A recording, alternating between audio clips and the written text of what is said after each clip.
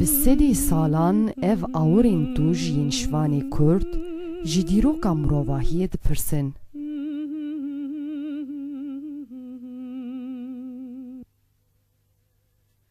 Heku hek hekanu hek,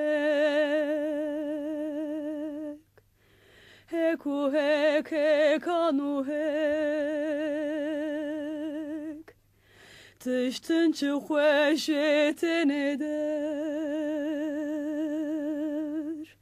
tiştin çi xweşêtin eder.